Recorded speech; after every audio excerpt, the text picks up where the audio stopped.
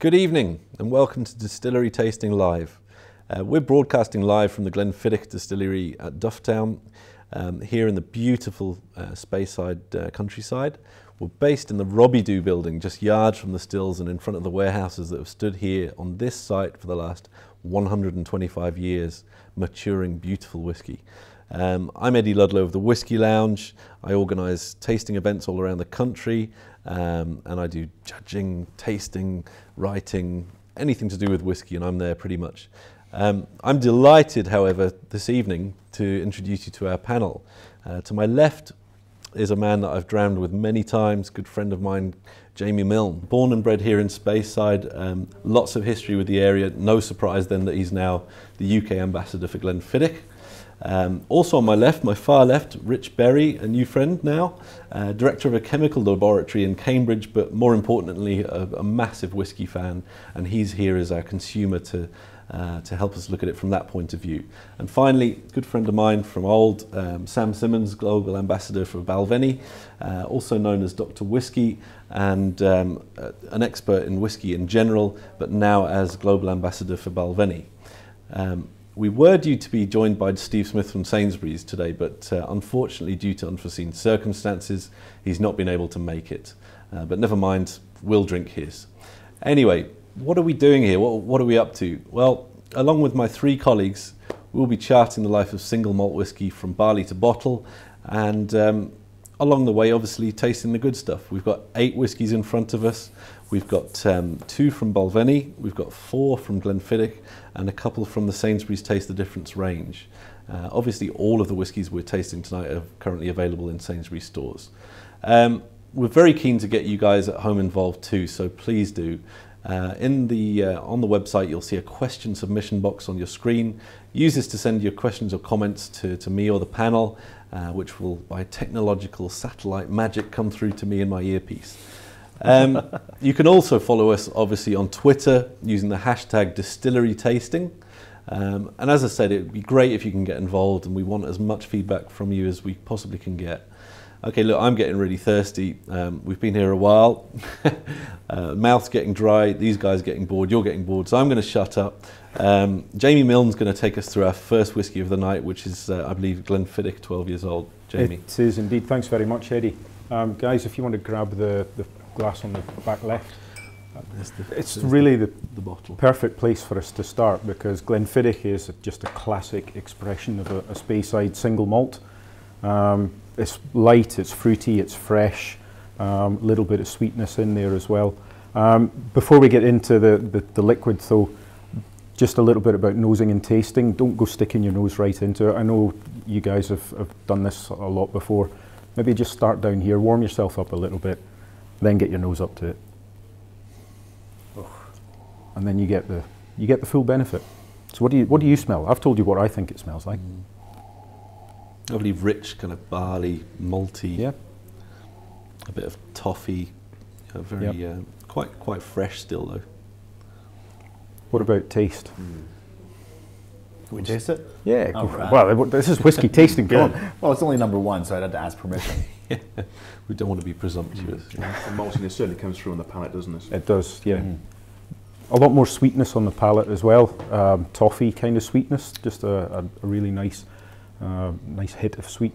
But when you're doing a nosing and tasting like this, there's certain things you should do. We've now nosed it and tasted it without water in it. When you're drinking at home, drink it however you want to do, but with the nosing and tasting, we'll now try it with a little bit of water in it as well, because the whiskey can change quite a lot. So I'm just going to add a tiny amount of water, about a teaspoonful.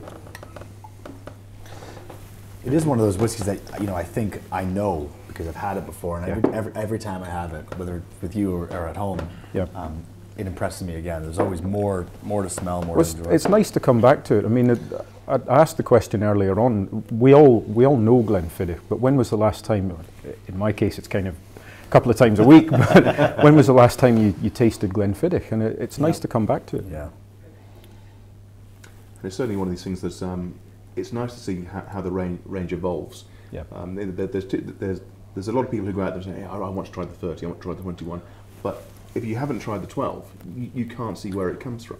If you get the 12, try it side by side. You can really see some of those flavour profiles coming through. Yeah, great point. Just sorry to interrupt. We've just had a question through regarding obviously the high alcohol in whiskey and how the palate can cope with that. And I think you've almost answered that with the water issue. If you do find it too alcoholic, then there's no harm in adding a little bit of water to it, just in order for it to dilute down to your senses, because it is a strong tasting product, and part and parcel of our remit as evangelists, ambassadors and so on, is to help people work out how to get the best out of each whiskey. So what I would always say, as you were saying, taste it as it is to begin with. Always encourage that. But if it is too strong in alcohol or flavour, add a little bit of water to it. You've nothing to lose, and sometimes you've got a lot to gain. But a really good point. I was at a whiskey show recently down in London. I met you down in London, actually. Yes. And it was, a couple of people came up to the stand and they said exactly that thing. And it's more about getting people to find the way that they will enjoy the whiskey most. So a lot of people are trying to get into whiskey. They're maybe used to drinking spirits with mixers or wine. And if you look at a white wine, it actually has a lot of the same flavours as a single malt whiskey, but it only has 14 or 15% alcohol, whereas Scotch whiskey is 40% alcohol or above. So just take it down with a bit more water, and you might enjoy it more. That fresh pear note's really coming through now. It's opened up a lot now, hasn't it? Just about to say that, it's really come out an awful lot. It's just a great opener, isn't it? I mean, you can't really ask for more of a whiskey to open up a tasting. But there's two different types of casks used for this. It's bourbon casks and sherry casks that we're using for maturation. But since we're sitting literally yards away from Warehouse 6, it's worth mentioning something that is almost unique to Glenfiddich and Balvenie distilleries, and that's marrying. So when you empty the casks out, you have to get the mixture right, because you're trying to create more than the sum of the parts. And marrying helps you to do that. So it's about bringing the casks together, leaving it alone for another 6 months at least in large oak marrying tuns, and then the flavours can really mix together. It's like when you bring a roast out of the oven, you don't just carve it and eat it. You leave it to rest. Take a note. But you're a chemist too, Rich, right? Yes. So I mean, adding water, there's all sorts of chemical reactions that are going on, but alcohol is inhibiting a lot of the flavor. So yes, the alcohol strength is going down, but we're going to be able to physically, I guess, smell and taste. You are. That's right. So your nose physically can't pick up all of those compounds, because it's being masked by some of the alcohol. So by putting a bit of water in there, you're taking it down just to the level where the other compounds are starting to break through, and you can start to pick them up. Yeah. Because it is really noticeable. Just sitting with the water in the glass for as long as we've been here a couple of minutes now, it's changing. Changing fast with the heat from the studio lights as well, isn't it? Getting a tan, I think, as well. Great stuff. Okay. Well, one thing obviously you're not going to find in Glenfiddich or Balvenie is peat or peated barley necessarily, maybe in tiny quantities. We're going to depart slightly from the Speyside model that we're going to be following this evening, and we're going to taste Sainsbury's Taste the Difference 12-year-old single malt from Islay. Now, many of you will know, I know, that Islay whiskies and this particular Islay whiskey are quite pungent, quite smoky, and therefore you wouldn't necessarily put it at as one of the first drams of the evening. However, we had a difficult choice to make, and we decided to put it here, and we will live or die by the sword, so to speak. So obviously the key difference, as I mentioned, with a good proportion of Islay whiskies is that the barley that's used for the production of the beer and then the spirit is actually peated to quite a large extent. When I say peated, I mean that the barley, while it still has a very high moisture content, when it's being dried, is actually subjected to peat smoke, and the phenols within the peat smoke actually wrap their way around the barley and give it that kind of very, very almost earthy, and then eventually medicinal, sometimes smoky flavours. And it's then, once the barley is treated, when it's crushed down into its grist, through to a porridge, through to a beer, and then eventually a spirit, those phenols survive, Sure, they die away a little bit throughout each process, but they're still there. And by the end, once the bottled product comes, you've still got quite a bit of smoky, peaty flavours, and that's what we're looking at here. So why don't we have a little nose and taste of this? It is amazing, like you were just saying, Eddie. It is amazing. I think that one of the first things we subject the barley to, or do to the barley, you can still taste all through the process, mashing, or milling, mashing, fermentation, distillation, maturation, and then you still taste that one of the early things you did. So really, the way you treat the barley is so important, obviously. It is. I mean, I've heard a lot of people say that 60 or 70% of the character comes from maturation from the cask. And I think that's true if you're talking about an unpeated whiskey. But if you're talking about a peated whiskey like this one, then surely a lot more of, what's the first thing that hits you? It's not the cask influence, it's the peat. Yeah. We've just had a question in which probably quite relevant to what we're tasting here, from Amanda, saying what whiskey would we recommend for her father who likes the taste, likes whiskies, but doesn't like them too strong in flavour and alcohol. And I mean, I can open this up to Sam perhaps. And as Dr. Whiskey, you want me to find a prescription? Can you prescribe for the Christmas season? I highly recommend. Well, she described the most important thing, because the first thing any of us would ask would be, what does he like? What does he already like? And she already provided that information, I think, if you quoted her right. So I think we're tasting a few easy, approachable single malts. There's a reason that Glenfiddich 12 is the #1 single malt in the world. It's approachable. It's got a nice, pleasant pear and vanilla balance type of flavor. When I fell in love with whiskey almost 10 years ago now, when I first moved to Scotland, it was Doublewood that I fell in love with, the Balvenie 12-year-old. Sweet style, approachable style single malt. But I think probably a Speyside whiskey is a great gift that she might be able to pick up, or even a blend, something that's easy and approachable. What do you guys? I'd go with what Sam says. I think you don't want something that has an extreme of anything. So perhaps even something like Glenfiddich Rich Oak would have too much of that wood finish. But pretty much any of the whiskies that we're tasting here tonight would suit someone who doesn't like those extremes. Yeah, absolutely. I think possibly what we're tasting here is the one exception, because it has got very specific, earthy, smoky characteristics. I mean, if you like a kind of primordial type malt whiskey, then this is your bag. But if it's for a gift, and for somebody who likes more soft, approachable whiskies, then almost any of the other whiskies we're tasting tonight. But to be fair, though, I grew up in Speyside. I think my palate is just attuned to the countryside here, so I like Speysides. I'm not a big peat fan, but this one has quite a decent balance to it. It's not one of those smack you in the face kind of peat monsters. It's balanced with the fruit, it's balanced with the sweetness, and actually, in terms of an Islay malt, that's quite an approachable Islay malt. Yeah, it's very rounded, isn't it? There's it's got quite a lot of dimensions to it, and actually on the palate, there's quite a lot of fresh wood coming in as well. Okay. Well, that was a really good question, and I'm sure we'll get a few more. We're going to look more at the craft side of things. Obviously, based here at Glenfiddich and Balvenie, not so far away. We talk a lot about the maturation and innovation and crafting and so on and so forth. So I'm going to hand over to Sam here, who's going to talk to us about the 12-year-old signature Balvenie. Okay. Let me grab it so I remember what to talk about.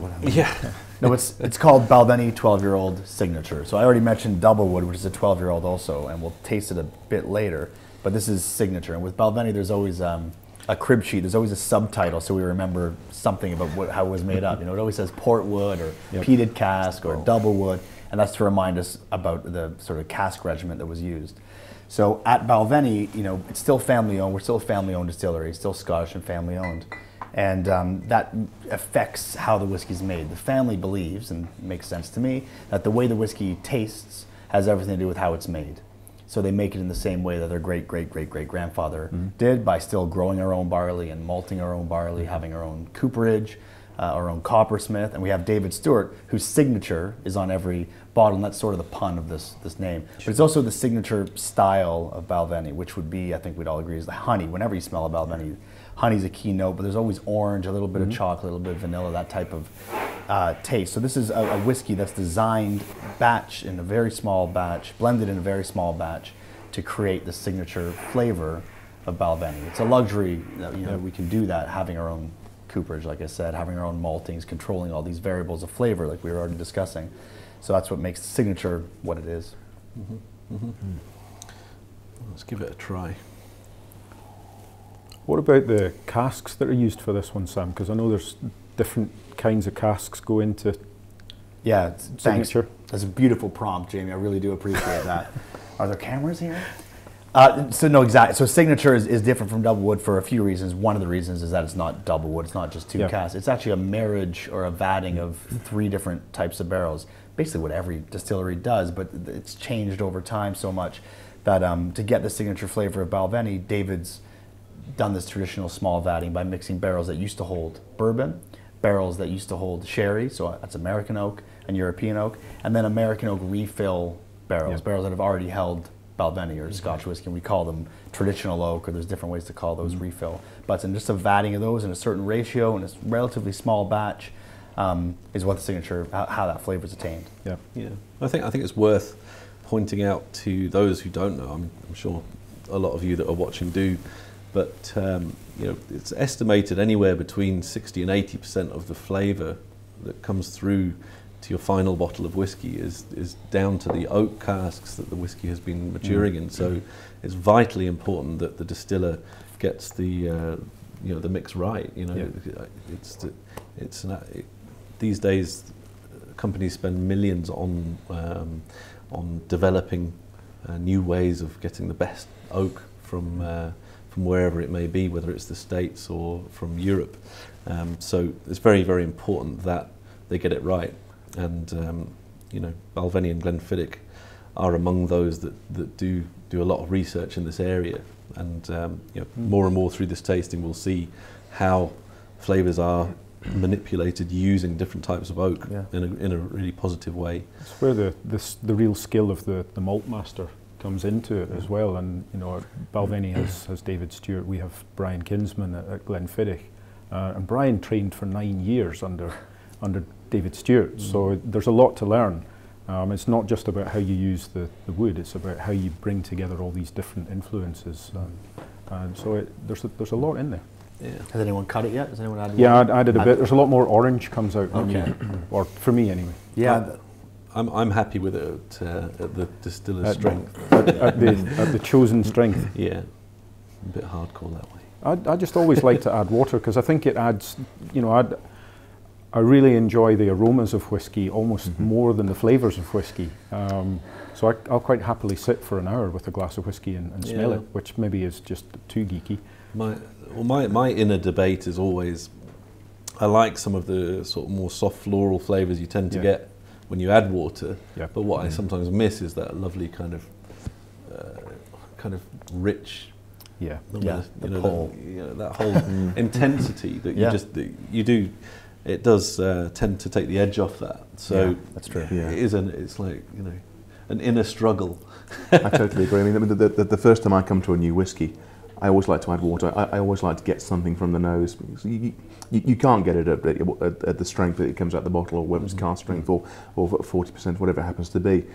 And you really want to explore that whiskey the first time you come to it. So I always like to add some water, and then afterwards I prefer to drink it without. But that first time, to really appreciate it. That makes absolutely. Okay, well I think we've. Hang on a sec. If we must. If we must. You have to. I mean, it's the signature style. So. It is. It's a lovely whiskey. Really, just beautifully rounded, really well balanced. You see, David Stewart's 49 years of experience in that. Just the 49 years. Just the 49. That's all you see in that. Yeah. Yeah. Okay. Well, we've made a good start here. I feel you're doing well. 3 whiskies in, Coach. 3 whiskies in, and we're doing well. But listen, we're going to move on again to Jamie. We're going to talk about the 14-year-old Rich Oak from Glenfiddich, which is a relatively recent arrival, I believe, and another interesting take on different oaks and different ways of getting the different flavours. So Jamie, if I can pass over to you. Yeah, well that's the one second in on the front. Sam's already spoken about different types of casks that you can use. So for Balvenie Signature, I think you said it was refill casks and bourbon casks and sherry casks. For this one, we're not using any sherry casks. We're not really using much in the way of bourbon influence. This is about getting the distillery character to come through. So it's refill casks for 14 years and then 2 separate finishes then married together. And we're using, you know, the thing about Glenfiddich is Balvenie's all about the traditional crafts. Glenfiddich's more about pushing the boundaries, innovations, new ways of creating flavours. So we're using new oak, new American casks, new oak casks from America, new casks from Spain, and those add flavours to the whiskey that you're not going to find in any of these other whiskies tonight. Like the Islay one, you can almost smell this before it gets to your nose because of the, you know, it is quite an extreme finish on the whiskey. This to me, I was talking to Rich about this earlier on. Not that we've been drinking at all. That I just get masses of ginger. You know, it's a really, it's just a spice monster or something. I don't know. It's just. It is what sorry, that spiciness is kind of what drives this whiskey. You get the pear, you get the fruit that you expect from Glenfiddich, but there's this whole new layer of sandalwood and weird spice. It's beautiful whiskey, I think. It's almost like liquid crunchy bar or or Maltesers or something. It's just, it's very sumptuous. You know, it's very chocolatey and you know, it's like a dessert whiskey or something. Yeah, I'd go with that. I mean, for me as the consumer, I think this is probably one of the most exciting whiskies in the standard range. I mean, as you just said, it's very different. It's very interesting. It's very spicy. And I mean, Balvenie a little while ago tried something very similar with the new wood, and this is similar, but I think this works very, very well. And to have this in the shops, in the supermarkets, amongst the standard range, and it's actually it's at a very reasonable price point as well. I think this really is one of the most exciting whiskies that comes out the Glenfiddich stable at the moment. I agree. I think, you know, I said it's about innovation. It's about creating new flavours, and we've done that. No one else is using new Spanish casks, virgin Spanish oak casks, for a finishing process. It only takes 4, 5, 6 weeks or so for that flavour to come through. That's all it takes, because you're getting so much flavour from those casks really, really quickly. And it does, as Rich has said, it gives you flavours that you don't expect, and no one else has it. Yeah. Well, I really wish you guys could be here to taste these with us. Honest. I'm quite glad you're not, because there's more for us. Well, yeah. But I mean, the difference between the 14 rich oak and the 12-year-old is just so, you know, it's amazing. It's beyond anything you would think between whiskies that are 2 years old. You know, it just goes to show, and you know, I know that you guys are on board with this, but you know, age, whilst it does make a huge difference to the whiskies, doesn't necessarily mean better, doesn't necessarily mean different. What it does mean in terms of this is that the different oaks can make such a huge difference. You know, it's actually a drop of water in this really opens up. The spice comes out even more with a bit of water. Well reminded. That's what I'm adding more. Really spicy. Yeah, fabulous. I totally agree. I don't think I've ever done. I have gone through a few bottles of this at home. I haven't tried that. The thing I used to find with this one is when you add the water to it, it's almost like a parting of the waves kind of happens, because it starts off, it does what it says on the tin. It's rich oak. It's all about wood and spices. When you add the water to it, the fruit comes out, but it's a surprising fruit, because Glenfiddich's normally pears and apples, but you get orange coming through as well, which, and the orange really it comes right through the finish as well, doesn't it? Yeah, I get it's more like a caramelized orange, you know, like candied orange peel. It's candied, yeah. Something, and you said ginger earlier. It makes me think of walking into Lush or into a body shop. There's so many different spices and aromas going on. It's really, really complex stuff at that age. Yeah, there is. Well, just before we move on, we've had a question about water again, but more to do with the use of, you know, very cold iced water or even ice within whiskey. So perhaps I put that question to Rich. Do you ever use ice or? I've got to admit, I never do. I think, I mean, at the end of the day, it's all personal preference. But for me, if I'm drinking a good whiskey, I want to appreciate what the distillers put into it. And when you reduce the temperature of that whiskey, you're reducing all the flavour compounds that are coming off the whiskey. So you're losing the nose, you're losing the sensations in the mouth. So if that's the way you like to drink your whiskey, then by all means drink it that way. But for me personally, I don't like it chilled. I like it ambient. Not too warm. If it's too warm, you just get a big hit from it. But you want to just room temperature and just coming up to you. Sure. Yeah. What about you, Jamie? I think it depends on time of year, time of day, and mood. Yeah. Sometimes I'll have it neat. Sometimes I'll have even higher strength whiskies neat. I would never add ice during a nosing and tasting like this, because as Rich said, that's going to kill the aromas. But when I'm drinking at home, I mean, rich oak that we've just tasted goes really well in a nice old-fashioned, really simple cocktail with rich oak in it. Really beautiful flavours, and that's all about ice. Sam? Yeah. I don't know. We are being filmed now, right? Because my analogy, I always use this analogy. Oh no. Well, yeah, you know where I'm going. But gentlemen, you go swimming in an April lake. When you come out, you're half the man you used to be, and that's my thing. That's my thing with ice and whiskey. And I agree with you, Rich. The point of tasting whiskey as opposed to drinking it, tasting is about appreciating what the people who made the stuff have put into it. And so you're trying to engage with it, you read the package to gather information, you're nosing to gather information, and you're really inhibiting a lot of what the whiskey's exhibiting. I think your word ambient, allowing your whiskey to be ambient is a great word. And so when you add ice, everything's moving slower, you're tasting less, you're smelling less. So if you're drinking volume, not that I endorse that, I can see why someone might drink with ice. But if you're drinking to appreciate a spirit as fine as a Scotch whiskey, a single malt Scotch whiskey, I tend not to use ice. Yeah.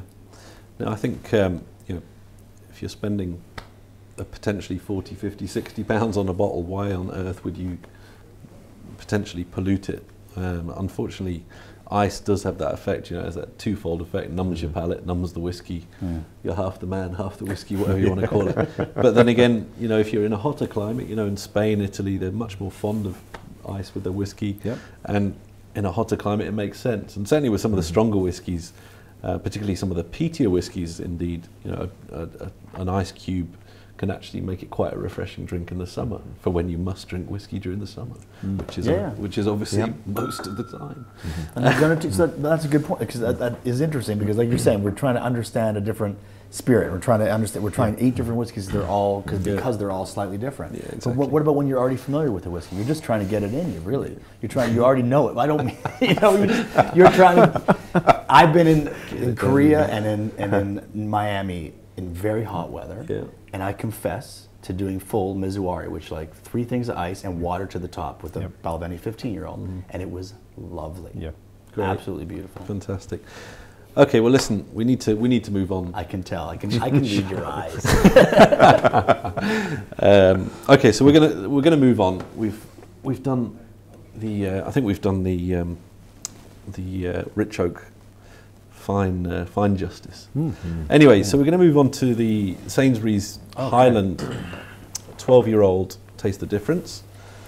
So single malt from the Highland region, so we don't know which distillery this is from, and we're not playing any guessing games, we'll promise you that, mostly because I'm rubbish at it. But what we're going to do, we're just going to have a little look at this whiskey and see how it differs from, obviously we've mainly been tasting Speyside whiskies, and maybe have a little chat about the regions and how they affect, and perhaps maybe they don't affect our whiskey drinking habits as much as they used to. But anyway, let's have a smell and a taste of this. This one's 12 years old as well? 12 years old, yeah. There's a pattern emerging. It is.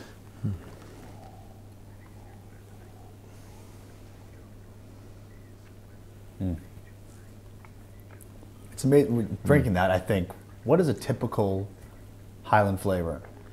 Because we talk about, we had Speyside, and Glenfiddich 12, I think, really is a great example of what Speyside's all about. Again, an Islay whiskey, that's what Islay is all about. But Highland is a huge landmass. Distilleries stretching from really the Edinburgh-Glasgow line to Orkney. Yep.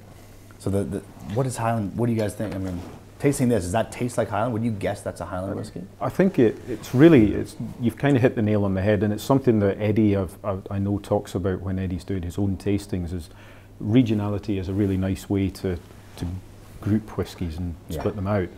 But regionality today maybe doesn't mean quite as much as it used to in terms of the flavours you get. It gives you an idea of what you might get, but there are exceptions to every rule. So trying to pick out a Highland, I mean, for me, Speyside is all about the fruit and the sweetness. Glenfiddich 12, absolutely bang on the money. Highland, maybe a bit more floral, maybe slightly spicier. And actually, this is a bit more floral and slightly spicier, so it's kind of there. Do we think, I mean, you know, sort of the region and age debate all kind of intertwines, and you know, do we think that is there a lot in the name? You know, for example, you know, rich oak gives, you know, certain connotations, signature, double wood, and so on and so forth.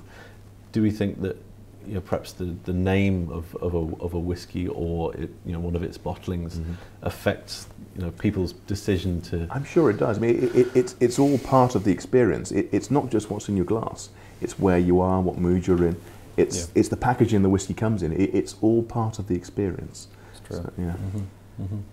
Yeah, and I think generally, in my experience through my own events and others, the consumer generally is so much more educated than when I started, you know, selling whiskey.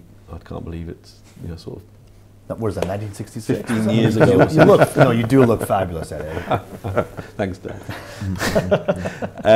But seriously, I mean, you know, the conversations you can now have, and you do have during these tastings, is so much more sophisticated, and the language being used is great, you know, and I think people are more interested nowadays, which I think is positive, rather than just, oh, it's an Islay whiskey, oh, it's a 10-year-old. You know, is actually why it tastes like that. And it's not necessarily because it's from Islay or because it's 10 years old. It's because of the way that distiller has, you know, brought that whiskey into fruition. So I think, you know, I certainly think that is a very positive thing and a great conversation to be having. Has everyone added water to the? No, the Highland? I just did. More coconut. Is I it? got.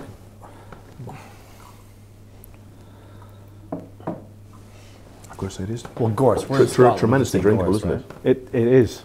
It's actually really approachable. Really. Yeah, it is, exactly. Easy on the palate, a nice finish of this toasty, nutty, sherry influence, just subtly though. Yeah. It really sweetens it up, doesn't it?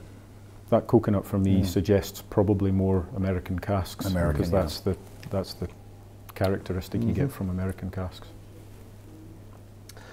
But I mean, one of the other things, well, I'm sure we've all been noticing over recent years, is that distilleries are not necessarily following the same blueprint as they were, you know, 10, 20, 30 years ago, in that they're... Well, you would know, you've been doing this for about 30 years. No, I just look like it. But, you know, they're not all sticking to the same mash bill, the same peat levels in their barley and so on and so forth. So you're finding more and more unpeated whiskies from Islay, peated whiskies from Speyside, from elsewhere, and you know, further innovations in wood, obviously. So it's an incredibly exciting time for the industry as a whole, I think. Does anyone see any other innovations other than I've... Well, just sorry, for some perspective, I'm sure there was a time after the Second World War where people thought, especially in the Highlands who were drinking single malt, no one really globally was drinking single malt, but must have thought, oh, what, a Speyside whiskey that's unpeated? Oh, they're stopped peating their whiskey. They're using coal instead. Because that change happened already in your lifetime. No, sorry, I keep making fun of your age. But you know what I mean? I mean, I think that there's always been this, that's an amazing thing about Scotch whiskey, and the Scotch whiskey industry is history. It grew out of this crofting tradition. So it's always had these dramatic changes over time. So now we're in one, which is very exciting. And like you said, more people are knowledgeable about the category. We can go out and talk about our geeky passion with other like-minded folks. But it's great. I mean, it's a real golden era. I mean, there's such a huge range. It's so exciting for the consumer. You know, you go out and you think you know what you expect from a certain distillery, and all of a sudden there's something new. It's something completely different than, like, say, a peated Speyside. Right. And it just, this is great. I want to try more of this. And then you start to look at other regions. You think, well, what would that be like if that was unpeated? What would that be like if that was in sherry? And it makes it really exciting for the consumer. It's just breaking the rules. This Sainsbury's Highland demands more and more sips. It's actually really very supplemental, I have to say. I think the nose has really opened up with time. Time and water, yeah. Just talking of nose. Yes. And the fact that we're using these glasses, we've just had a tweet in, very specific tweet, talking about the glasses and, you know, why are we using these this shape of glass? Why aren't we using, you know, for example, something like this? And I know that he's very passionate on this subject, so I'm going to Well, these are quite acquiesce to my colleague here. pinky up. They do look a bit poncy, don't they? I think that when you're appreciating whiskey, when you're tasting whiskey and when you're drinking whiskey, that's a distinction to make. We already have spoken about this a little bit. When you're drinking whiskey, the main objective is pleasure, I think. When you're tasting whiskey, there's two main objectives, and one is pleasure, and one is gathering information, learning, and engaging with the spirit. So that's at strength, that's with water, that's smelling it, that's nosing it, that's looking at it, that's reading the pack, that's all these other things. So one way to facilitate that is to use a glass. It doesn't have to have this fancy stem. This one does. But just the tapered top, having a smaller bottom so you can really get a good glimpse of the color.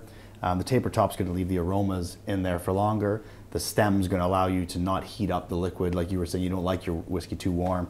So you can hold the stem if you like, you can hold the base if you like. It's just a way to keep the spirit as you know, unadulterated as possible, so you can control as many variables while you go.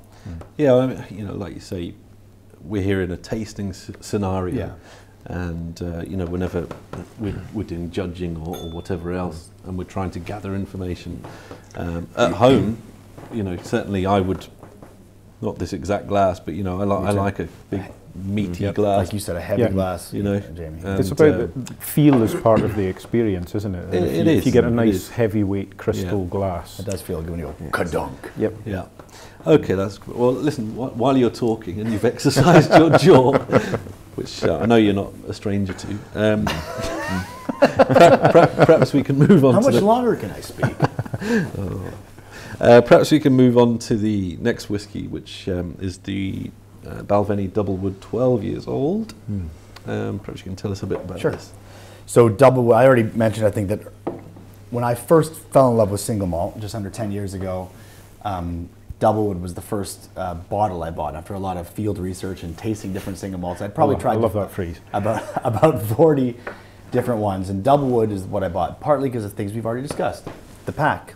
You look at that label, and there's no way you're going to put that on your table at Christmas or when you go home for the holidays, and someone's going to say, "What kind of wine is that?" It's clearly Scotch whiskey. I like the pack, so I'm not embarrassed to confess that. But the taste too, it was full and rounded, and that's because double wood implies how it's matured. Like we already have mentioned, when whiskey comes off the still, it's completely clear. All of the color and as much as 70% of the flavor come from the barrels. So for the double wood, the recipe derived a long time ago in the 80s with Balvenie Classic, where David Stewart, our malt master, was trying different things with the cask of Balvenie and finishing the whiskey, a word we currently use, but back then there wasn't a really coined term for it. And that means just maturing the whiskey in one barrel for a set amount of years, taking it out and then putting it into another in succession. So double wood is exactly that. It's 12 years in a refill traditional oak barrel. That's an American oak barrel that's already held Scotch whiskey. After those 12 years, it's picked up a straw-like color, it's picked up vanilla and sweetness and coconut and gorse and things that we've mentioned, things you expect from an American oak barrel. Then we take it out and we put it into a barrel that used to hold sherry, Oloroso sweet, unctuous sherry, and that's going to give a deeper color that you can really see there. So the Oloroso sherry gives it a much deeper color and a totally different array of aromas. So you're going to get dried fruits, things you expect from sherry, some spice, maple even when it mixes with the American oak. So I think that Doublewood makes a full, rich, sweet style Balvenie spirit. So you still taste the honey, but there's an extra dimension there, I think. I mean, I like you. I mean, I've been drinking Doublewood for many, many years, and when I worked for a famous high street wine merchant, we used to throw the stuff out. It was so popular.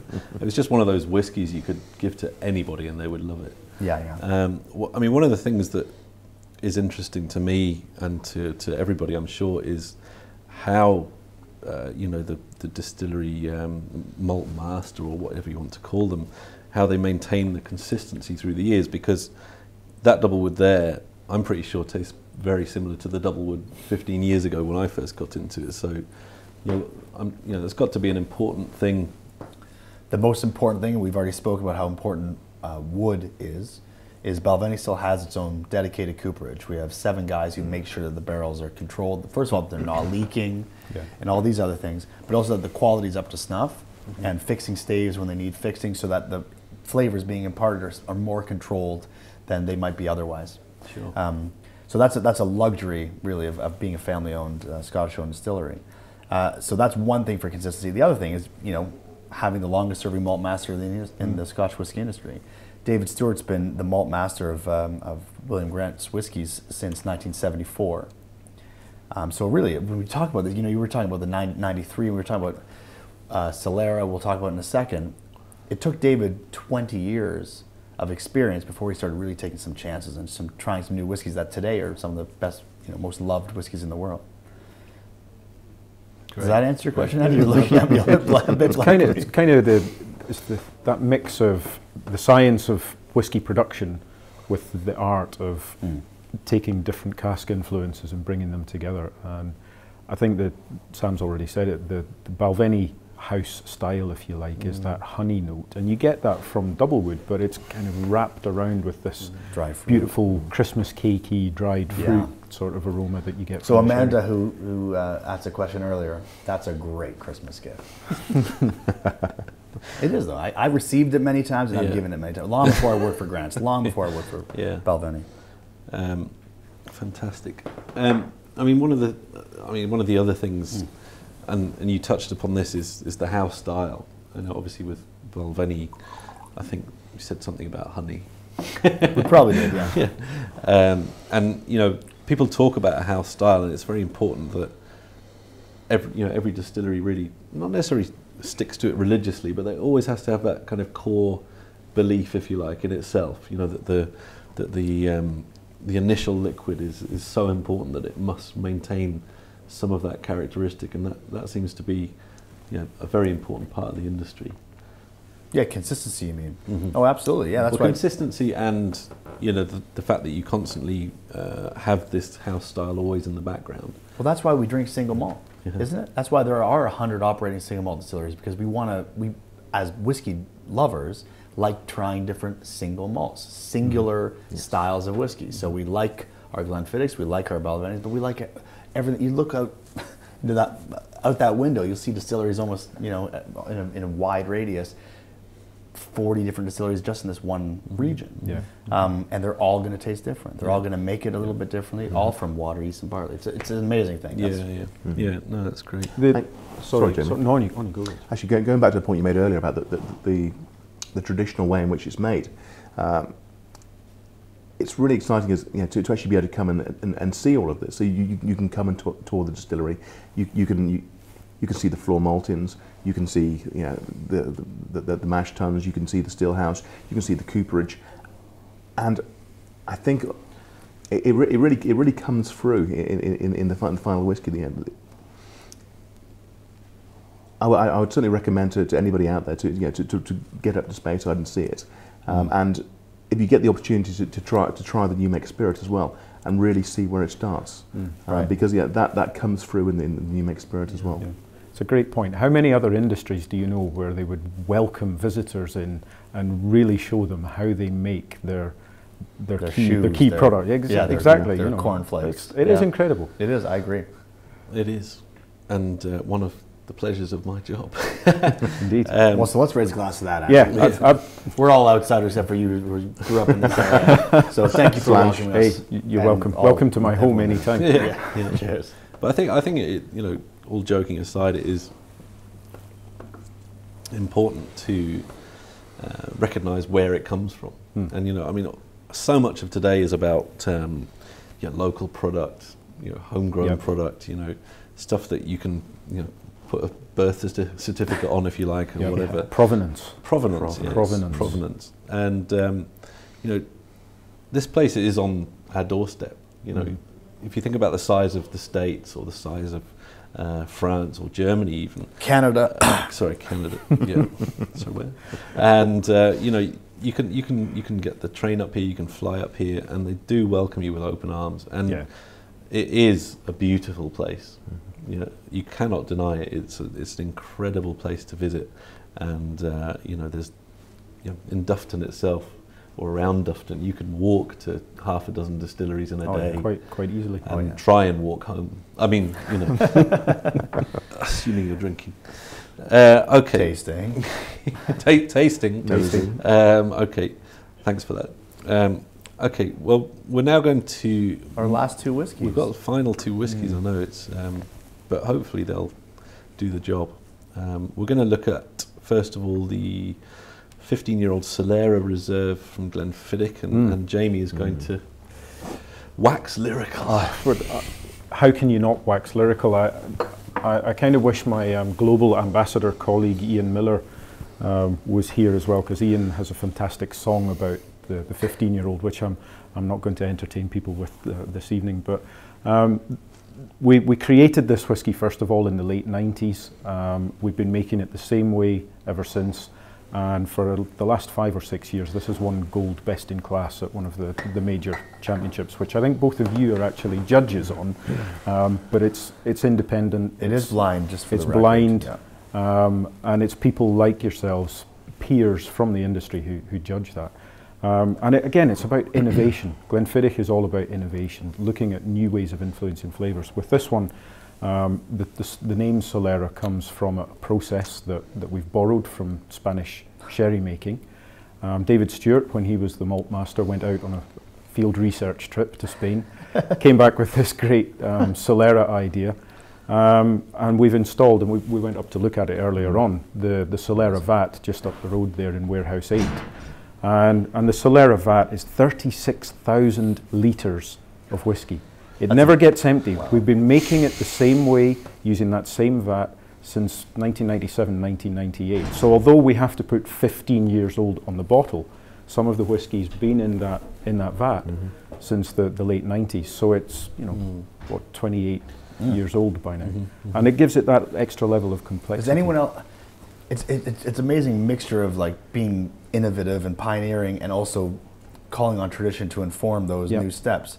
Does anyone else do that in whisky? As far as we know, certainly no one has that style of process. There's vatting of whisky going on across the industry, but as far as we know, and certainly no one else is talking about it, so I'm guessing no one else is doing it, because system, you know, no one else has something they call a Solera system or anything like it, where you are getting that continuous mixture, because we never empty the vat. It's always at least half full. See, that's something romantic too, isn't it? That, especially for a family company, because it means that as generations go, a little bit of each generation will be in that vat.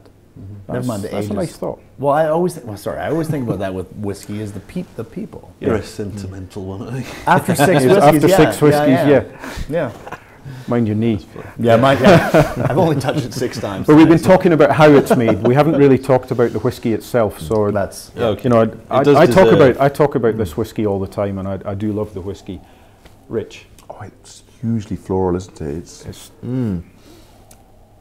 It's such a contrast to the. I mean, don't get me wrong. The double wood is fantastic, but it's such a contrast to it. Really light, really floral, really. It's a great sherry note in there.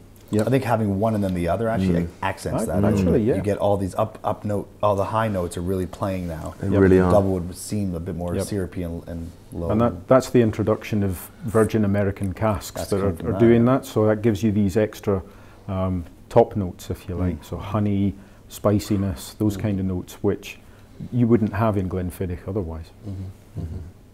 I mean, of the Glenfiddich range, this is probably my favourite, I have to say, and it's no chore for me to say so.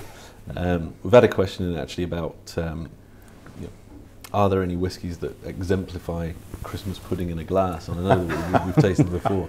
I'd have to say that I wouldn't necessarily apply it to this whiskey.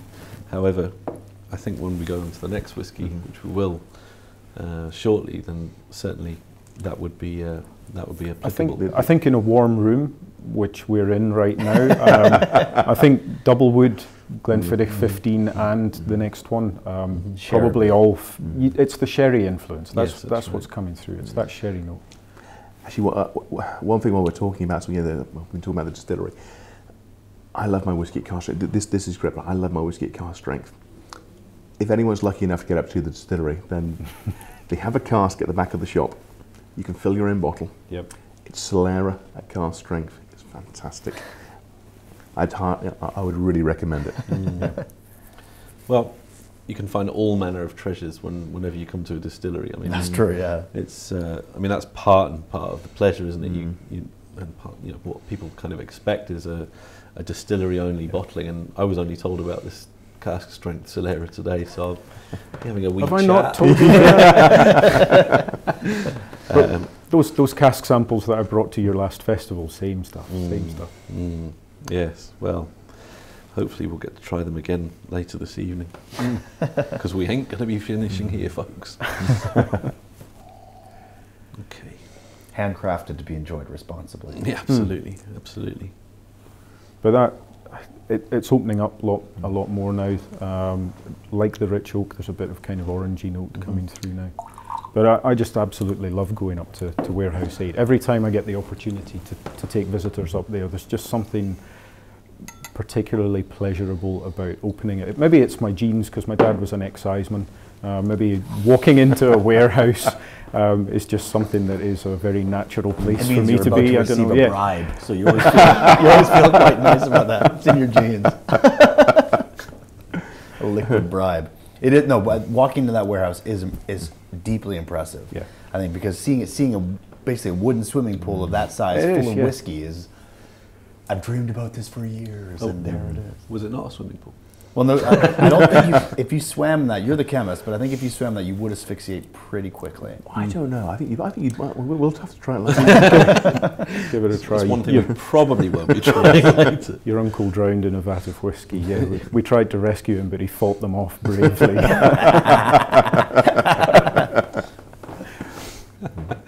not sure if you'd float in it, to be honest. Oh, now we are getting geeky. That is because the high strength, so you're displaced. Oh, anyway, we will talk about this later. I'm sorry. I think people at home can tell that this conversation is going to get out of hand very quickly. Take part. We will continue to tweet as the night goes on. So ask those chemistry, as we can physics questions. Fantastic. Okay, well look, I can't believe we're on to the final whiskey already. I know. Where's the time gone? Is it that time? Or? It is. Great. Wow, it is. Nice work.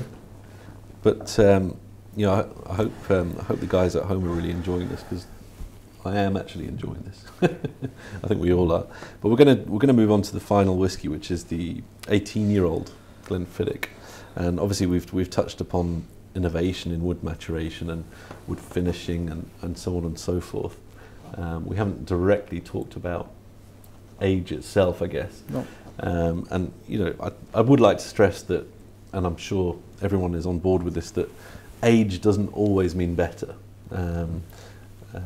Certainly, I've tried very old whiskies that haven't ticked the boxes. Yeah. Equally, I've tried very old whiskies that have ticked the boxes. But what I would say is that the 18-year-old deserves tasting on merit alone. Yeah. And let's do that right now. Well, can I get you to grab 2 glasses? Because sure. the best way to understand age is with a direct comparison. So if you grab your 12-year-old Glenfiddich as well as the 18-year-old, one in each hand. Before you go to the 18, just remind yourself what the 12-year-old smelled like. So you can taste it as well if you want, but just remember that lovely, light, fresh, fruity flavour, apples and pears. Then go to the 18, and you see what that extra 6 years of maturation does. Now, the other Glenfiddichs we've tried tonight, the Rich Oak and the 15, they're about innovations. They're about cask finishes and Solera processes. These 2 are just about traditional maturation. So it really does let you see what the extra time in the barrel does for a whiskey. It's similar to Signature in that this is just a vatting of the 3 different types of cask, basically a refill, first fill bourbon, and sherry. Yeah. Okay. Slightly higher proportion of sherry, because you're looking for a bit more depth of character to really get across that greater maturity. Actually, going back to the previous tweet, Christmas cake, Christmas pudding even. the 12 is this is like when you're making your Christmas cake. This is all the fresh stuff going into it. Yep.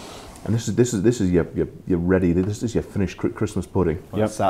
This is your Christmas in a glass. Yep. I think that's a great thing, and leads me nicely onto something here. We've been asked about food and whiskey and how they match, and to be honest, it's such a broad subject that we could spend all night talking about it. What I would simply say about food and whiskey is that, like anything else, try it. Try it, experiment at home.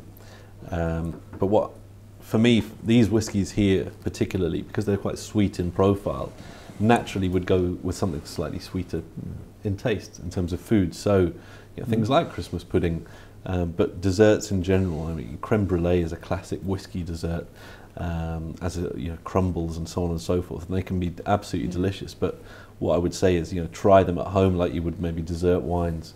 And maybe we can get together and do a food and whiskey. Great idea for the next distillery tasting live. Exactly. So I'm Get sorry. some food. Steak. I noticed most of us wrote down steak for dinner tonight. 18-year-old Glenfiddich and steak is a fantastic winning combination. Yeah, I mean, I was going to disagree with.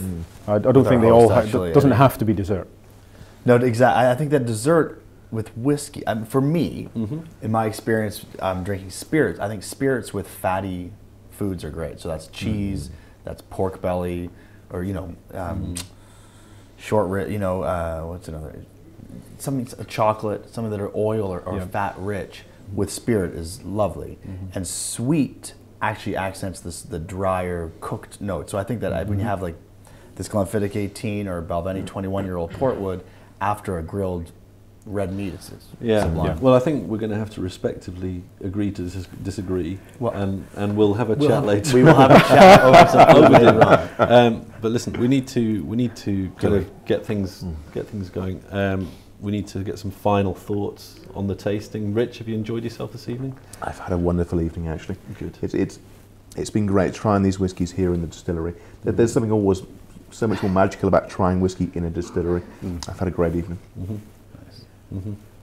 Final thoughts for me. I mean, I've met all of you before. I've drammed with you before, but sitting here and going through 8 different whiskies back to back and comparing and contrasting as we went through, and bringing out why they're all different, I think was that even, I learned something tonight as well. Mainly how affectionate you get after 6 whiskies. Or 8 now. Compadre. You want me to speak some more tonight? I love whiskey. I think that we have 2 different distilleries here. We have Glenfiddich and Balvenie, different expressions from one distillery. They start exactly the same, but they can end up so different. So the Glenfiddich from the Rich Oak to the 15 is just 1 year, but they're completely different whiskeys, and there's so many variables involved in that. But that's why I love whiskey. That's part of the appeal of always coming back to your glass. And so having it in a context like this with lovely people really makes a lovely experience. So thanks, guys. Yep. Yeah, I mean, for my part, my journey began in a wine merchant in Newcastle upon Tyne. I was dragged to Scotland, to this area actually in that first year. Well, I say dragged. It wasn't. And I fell in love with it during that time. As Rich has just said so eloquently, there's nothing like tasting it on site.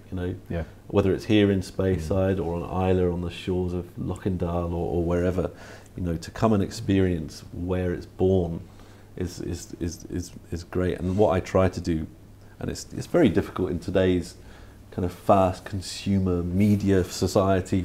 When you're drinking whiskey, for me it's a contemplative drink. It's something that you relax with. It's something that you can unwind with. And what helps me sometimes is actually imagining I'm back in those places when I'm drinking them, among the people that make them and truly love them. Yeah. It has to be an emotional thing as well. Absolutely. It is. Okay, well listen, guys, there you have it. 1 hour. That's what has been 8 single malts, 4 separate points of view, and countless tweets and emails. For me, this has been a great opportunity. It's been lovely being here with you can't guys. hear you with your hand in front of your mouth. But it's been great to take a fresh look at some of the whiskies that we may have tried before but haven't tried for maybe some time. It's also been great to hear the views and opinions of you guys and the people at home. If you'd like any information about the whiskies we've tried tonight at home, then obviously you can find them at sainsburys.co.uk, balvenie.com, thebalvenie.com, or glenfiddich.com. And obviously you can find out about the Whisky Lounge and events that we do around the country at thewhiskylounge.com. Just like to take this opportunity to thank everyone involved. Rich Berry, thank you very much. It's been really good to meet you. Jamie Milne, obviously, and Sam Simmons. But most importantly, thank you for you guys for taking the trouble to tune in and enjoy the tasting with us. Obviously, thanks to Glenfiddich for hosting us. It's been lovely to be here, and the tour beforehand was great. Sorry you couldn't have been on that too. And don't forget, everything we tried tonight is available at Sainsbury's, and I hope that we gave you some ideas on how you might fill the stockings for Christmas this year. Anyway, all the best. I think we raise a glass for 18-year-old. Slán Merry Christmas. Slán. Slán. Cheers. Cheers. Thank you and good night. Good night.